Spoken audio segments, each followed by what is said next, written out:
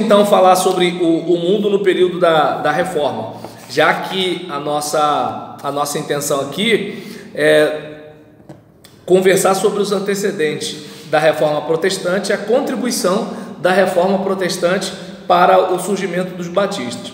No período da Reforma, a Espanha se tornou o país mais importante do mundo, não só pelos grandes descobrimentos, como por outros fatores que foram desenvolvidos a partir do governo de Fernando de Aragão e Isabela de Castela, cujo casamento ocorrido em 1469 unificou o país.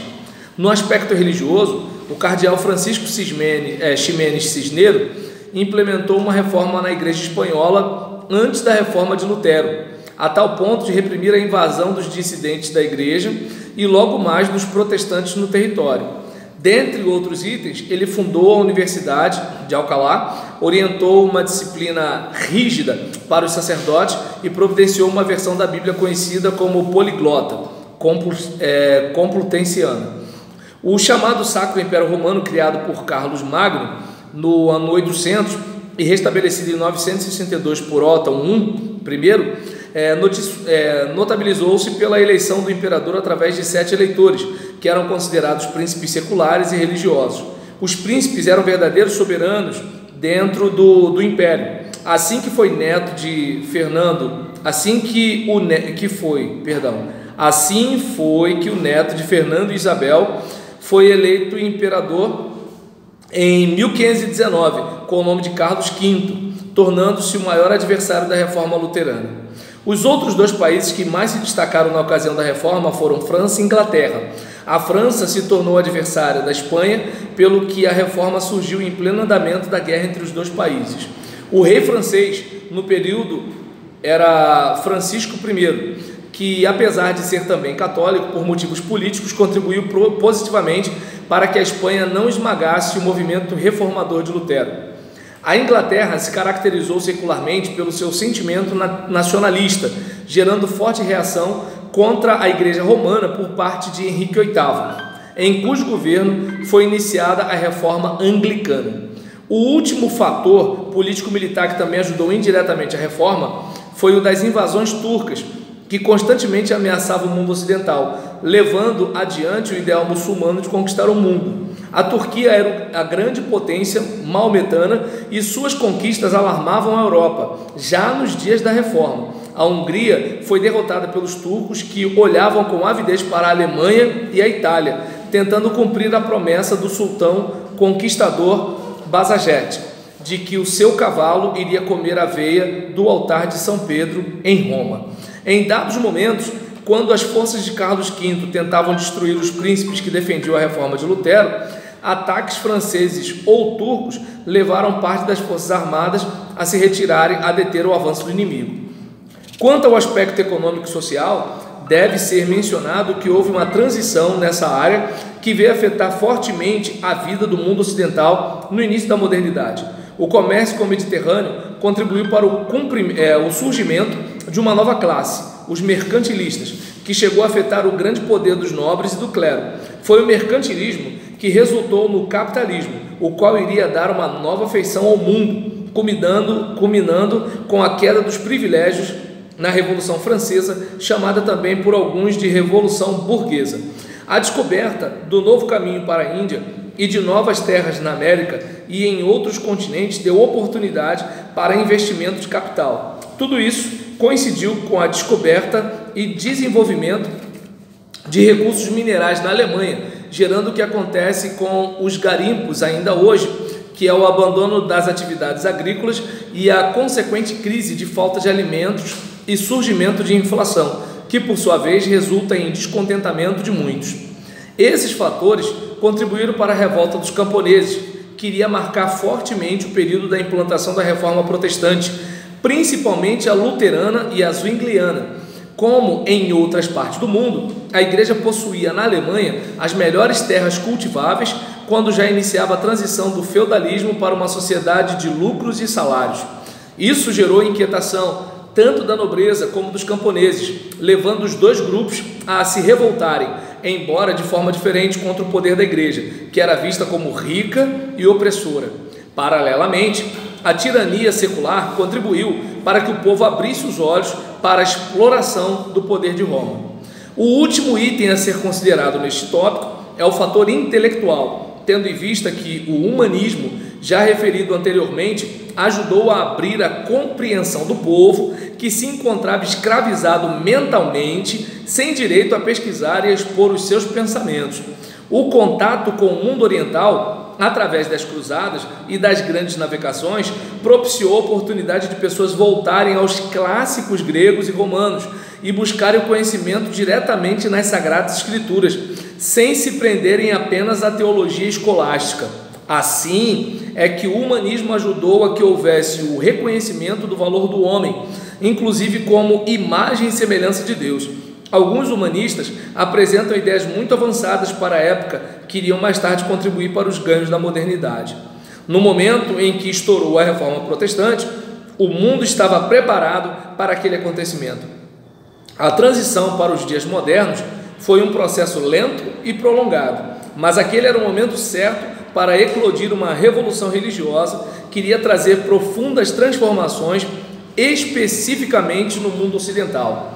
Na compreensão de que Deus é o Senhor da história, conclui-se que Ele permitiu acontecimentos em áreas tão diversas para se chegar a um sonho de muitos e pesadelos de outros, mas queria influenciar o mundo do ser humano na modernidade e nos dias contemporâneos. Independentemente das interpretações positivas ou negativas do que aconteceu, já dizia o apóstolo Paulo: sabemos que Deus faz com que todas as coisas concorram para o bem daqueles que o amam, dos que são chamados segundo o seu propósito. E aí a gente, por exemplo, vai reparar aqui nessa questão que acontecem algumas coisas que vão fazendo como é que eu posso dizer, com que a reforma aconteça. Por que às vezes eu me perguntava, né, que eu lembro que eu tive aula de reforma protestante na 8ª série, né, já tem um pouco de tempo já isso aí nisso eu ficava assim, meu Deus, por que gente, o Lutero conseguiu um negócio que o John Huss não conseguiu?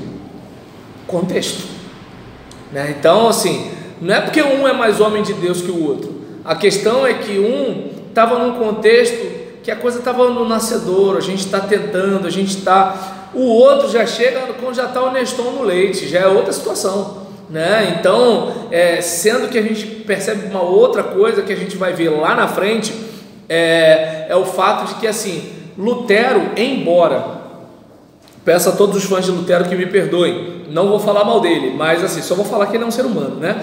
Então, embora ele esteja fazendo com que haja uma ruptura daquela subserviência da Alemanha à Igreja Romana, mesmo que ele tenha feito isso, de certa forma, o que protegeu Lutero? A nobreza.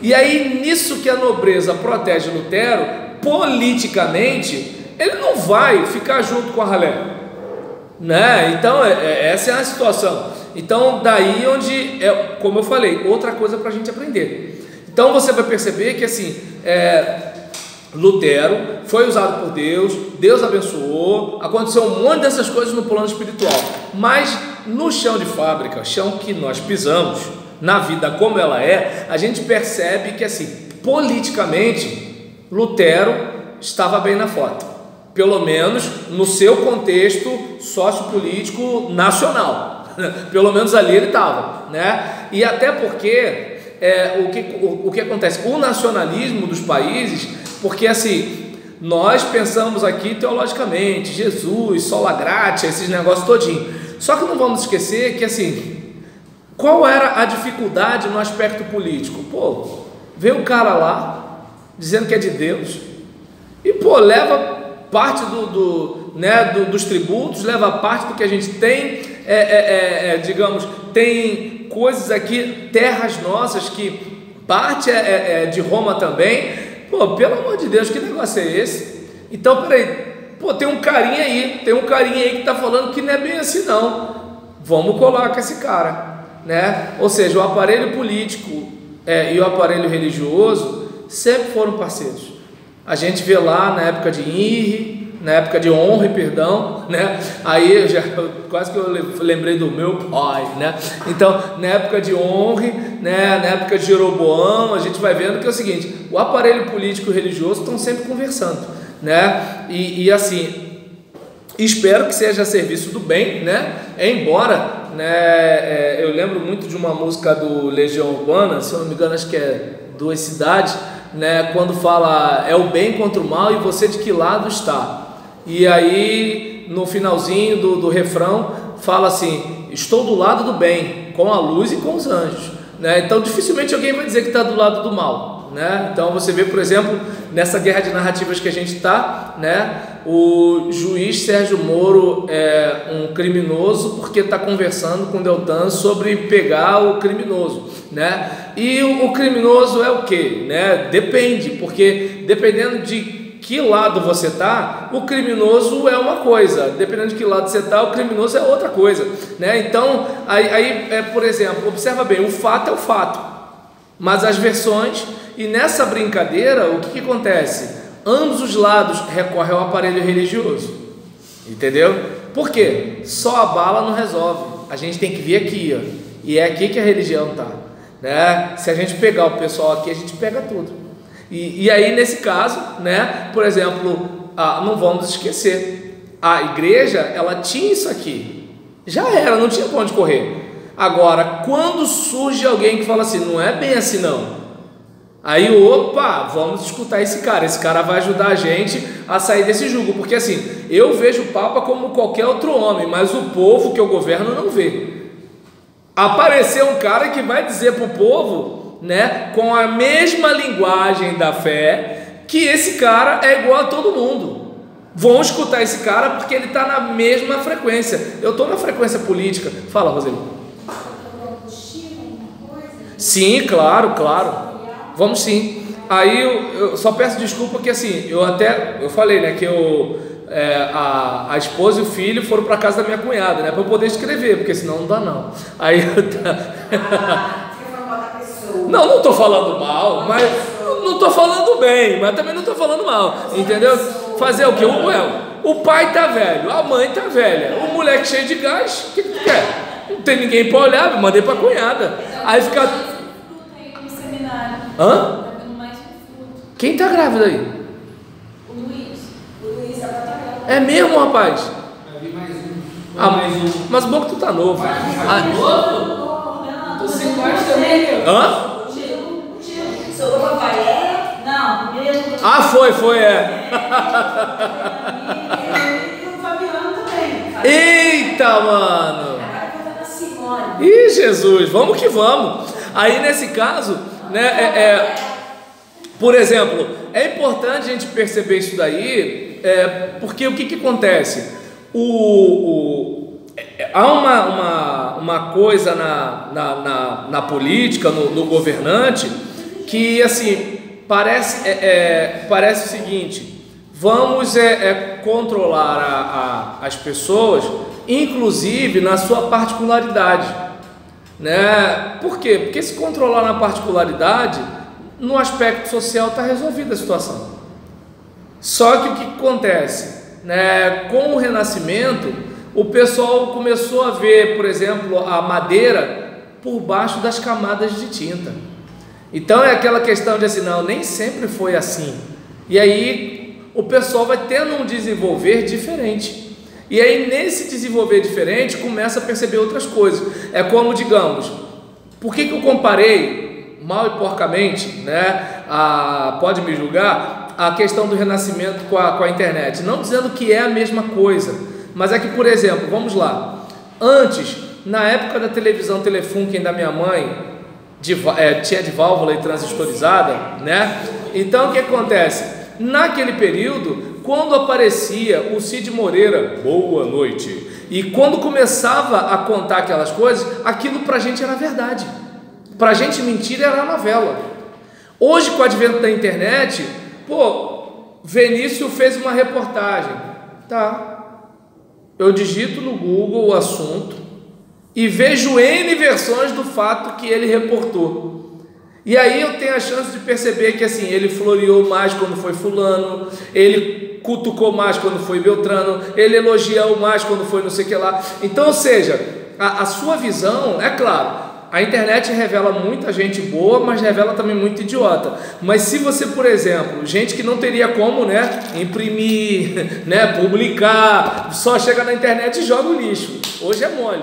Mas assim, eu não sei se dá para perceber que assim, você tem a chance de olhar de uma forma sem um determinado filtro que colocavam antes. No contexto religioso, o culto é na língua romana. Se você não conhece a língua romana, tu tá lascado, né? Então, por exemplo, o líder religioso falou: ó, isso aqui é isso, isso é aquilo, isso que está aqui dentro é Coca-Cola, né? E aí nessa brincadeira, quem vai discutir? A gente não tem ferramentas. Agora, quando a gente começa a ter acesso às ferramentas, aí a coisa começa a ficar diferente. Deu para entender? Então a gente vai falar, a gente falou sobre o mundo no período da reforma, né? E a gente vai falar agora propriamente sobre a reforma protestante, que é claro, no próximo vídeo. Solta a vinheta.